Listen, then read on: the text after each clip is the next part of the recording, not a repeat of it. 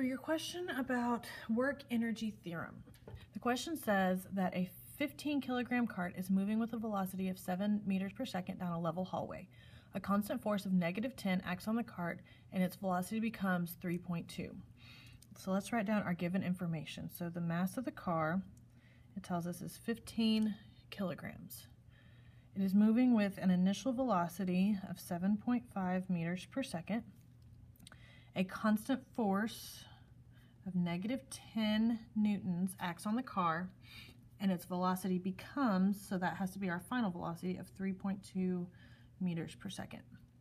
All right, so question A is asking us, what is the change in kinetic energy? Well, remember that the change in kinetic energy is simply final kinetic energy minus initial kinetic energy, and that would be your change in kinetic energy.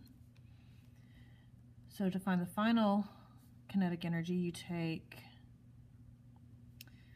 1/2 mv squared minus 1/2 mv initial squared, and that is going to be equal to your change in kinetic energy. So we would have 1/2 times our mass of 15 times our final velocity of 3.2 squared. We're going to subtract that from our initial kinetic energy, which is 1/2 times the mass of 15 times our initial velocity of 7.5 squared.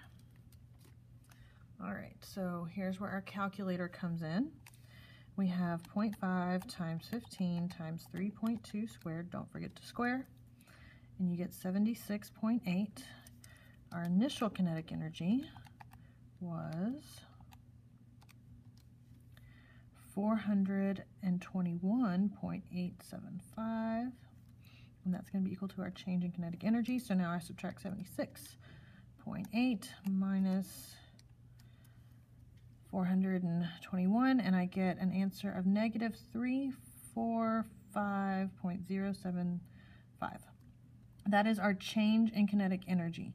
Now the negative, we need to think, does the negative make sense? Well, a negative when you're talking about energy would indicate that we are losing energy. Well, we slowed down, so we lost kinetic energy. That makes sense.